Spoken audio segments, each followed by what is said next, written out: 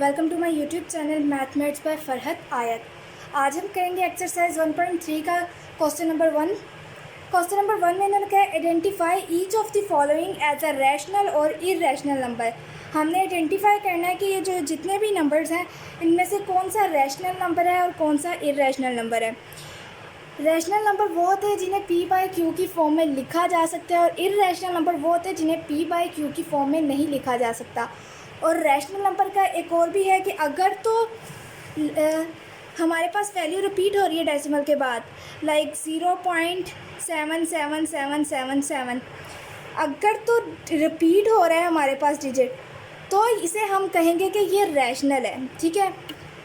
अगर तो हमारे पास 0.123 एंड सो ऑन, ठीक है, लेकिन 123 रिपीट हो रहा है ये हमारे पास, यानी 0.123 रिपीट हो रहा है, चाहे ये कंटिन्यू है लेकिन रिपीट हो रहा है, ये भी रैशनल नंबर्स में आ जाएगा। अगर हम देखें √2, ये जो 2 है ये हमारे पास एक प्राइम नंबर होता है, या तो ये 1 पे डिविजिबल होता है या तो ये 2 पे यानी ख़ुद पे डिविजिबल होता है। √3 जो 3 है, 3, 7, 11, 5, 13, ये सब भी प्राइम नंबर्स होते हैं। √ के अंदर अगर प्राइम नंबर्स आ जाएं तो वो भी इरेशनल नंबर्स होते हैं। और जैसे कि अब हमारे पास पाई है, पाई होता है हमारे पास 3.1415 एंड सो ऑन। अब 14 के बाद 15 आ गया हमारे पास, ये भी इरेशनल नंबर होगा क्योंकि ये रिपीट नहीं हो रहा। अगर तो यहाँ 4 आता तो ये रैशनल नंबर होता। इसी तरह ई जो है ये भी 2.01 और समथिंग होता है, ये भी इरेशनल नंबर होता है, ये भी रिपीट नहीं होता हमारे पास। अब हम करेंगे क्वेश्चन में सबसे पहले हमारे पास है 2.353535। ये वैल्यू हमारे पास रिपीट हो रही है 353535। ठीक है, तो ये जब रिपीट हो रही है तो ये हमारे पास रैशनल नंबर है, जैसे कि अभी हमने ऊपर पढ़ा है। ठीक है, अब इसका पार्ट 2 देखें, उसमें 0.6, इसका मतलब है कंटिन्यू है, और ये 6 मतलब 0.6666 सो ऑन है। जैसे कि 0.77 है ना, इसको हम 0.7 और ऊपर ये बार लिख के भी शो कर सकते हैं।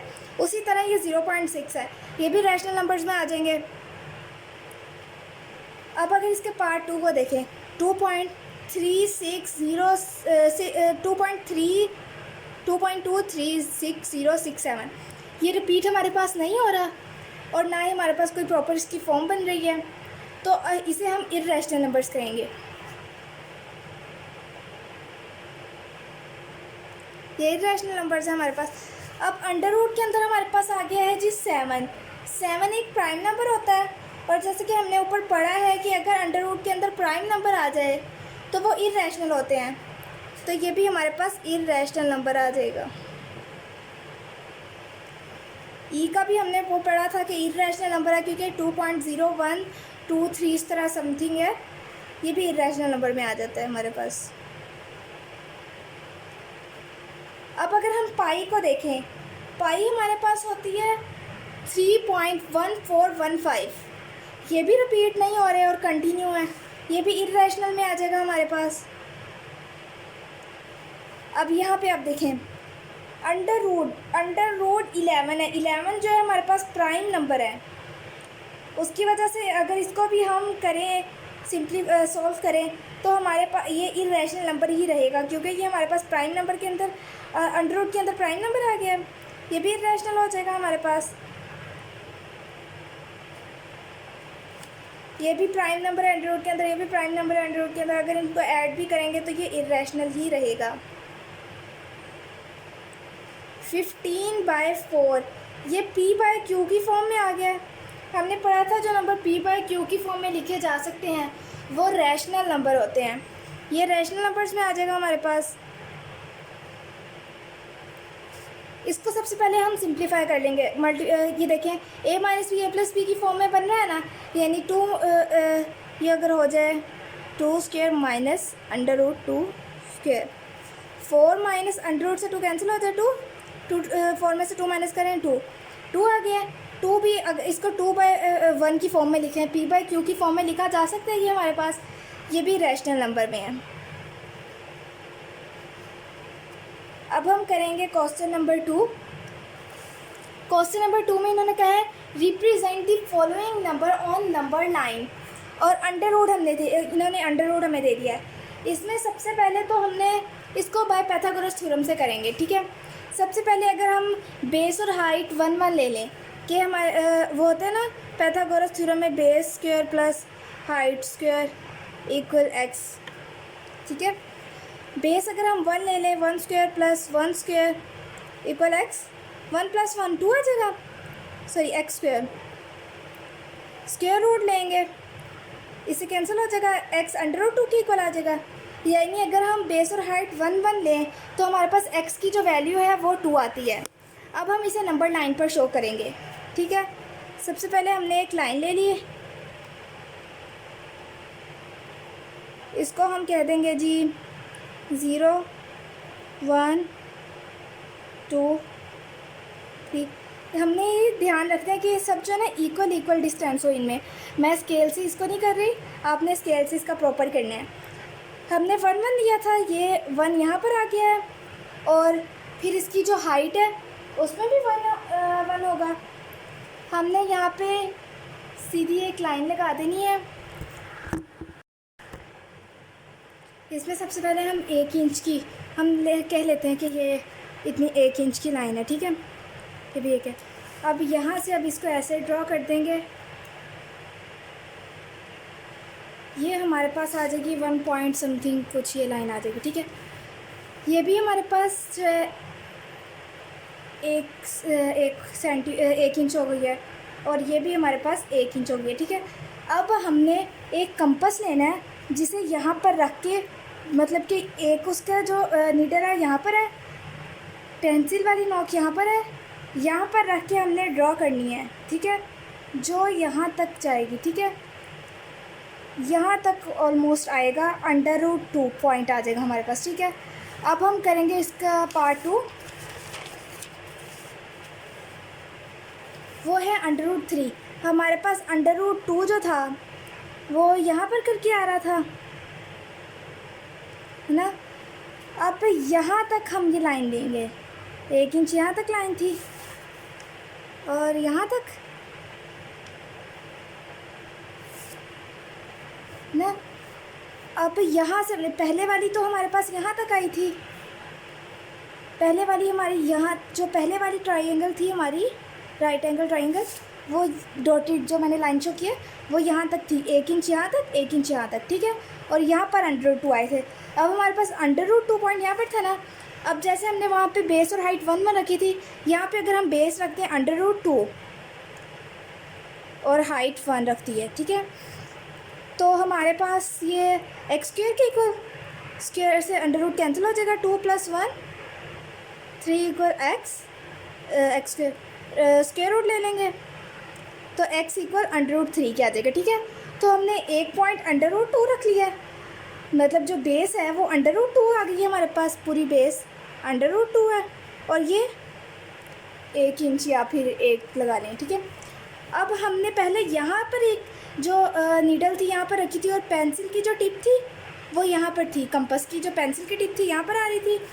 यहाँ पर रख के हमने एक मतलब आग लगानी है, आग लगा के यहाँ पर भी आप शो कर सकते हैं, या फिर आग जब लगाएंगे तो कंपास जहाँ पर आएगी, लेट्स सपोज यहाँ पर आ गई है, तो ये हमारे पास अंडर रूट 3 पॉइंट आएगा, ठीक है।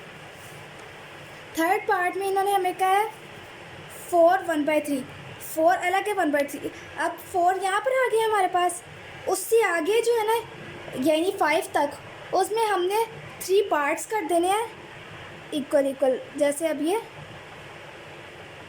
देखें 1 2 3 पार्ट्स हो गए इसके।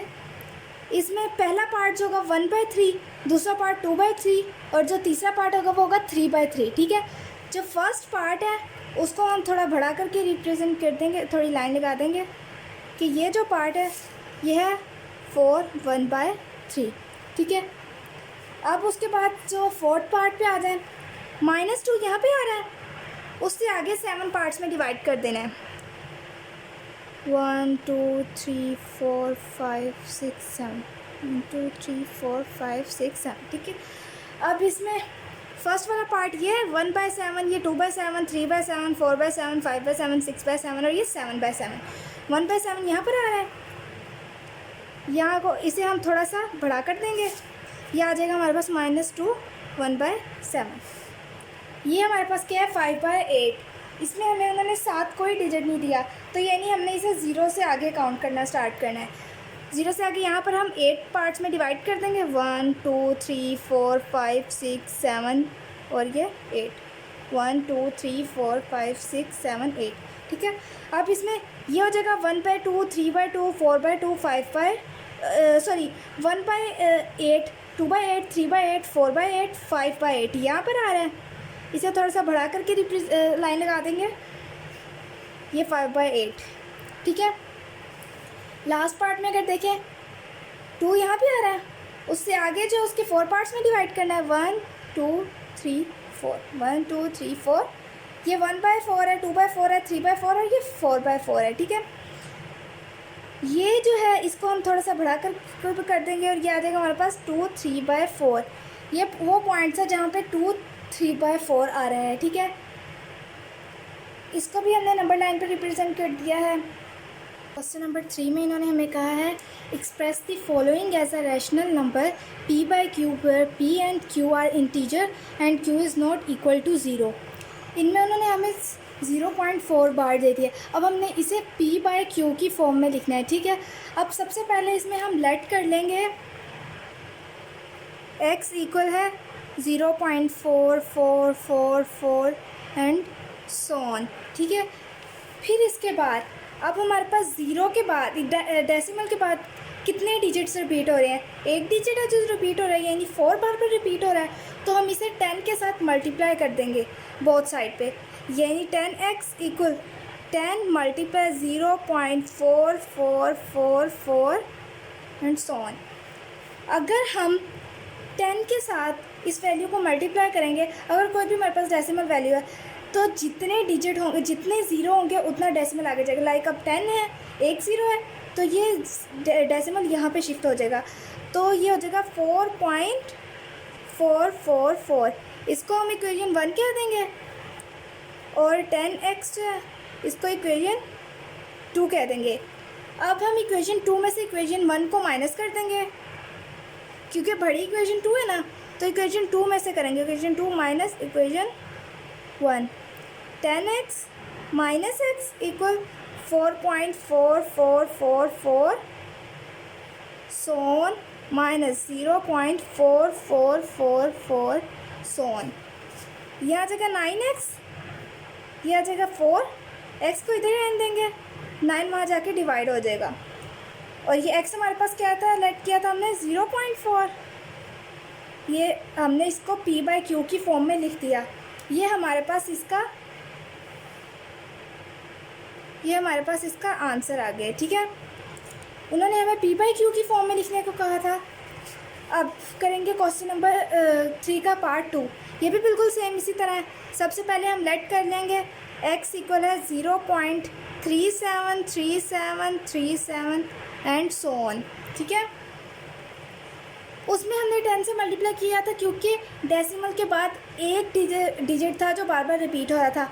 यहाँ पे डेसिमल के बाद 2 डिजिट्स रिपीट हो रहे हैं, तो हमने 100 से मल्टीप्लाई कर देना है।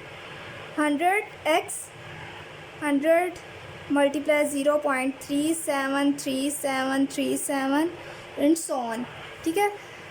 तो हमने वहाँ पे 10 से मल्टीप्लाई किया था, तो मतलब 1 ज़ीरो था, तो डेसिमल एक डिजिट आगे गया था। अब यहाँ पे 2 ज़ीरो आ गए हैं, तो 2 डिजिट आगे जाएगा। आप कैलकुलेटर से भी मल्टीप्लाई करके देख सकते हैं इसे। ये हमारे पास आएगा 37.3737 एंड सो ऑन, ये 100 है। अब इसको हमने इक्वेशन 1 कह देना है, इसको इक्वेशन 2। सेम उसी तरह इक्वेशन 2 में से इक्वेशन 1 को माइनस कर देंगे। ये हमारे पास आ जाएगा जी 100x minus x equal 37.3737 so on minus 0.3737 so on. यहाँ पे 99x आ जाएगा हमारे पास, यहाँ पे 37 x इधर रहने देंगे, 99 वहाँ जाके डिवाइड हो जाएगा।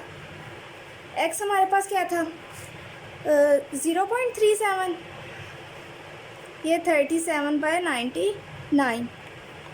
ये हमने p/q की फॉर्म में इसको लिख दिया है।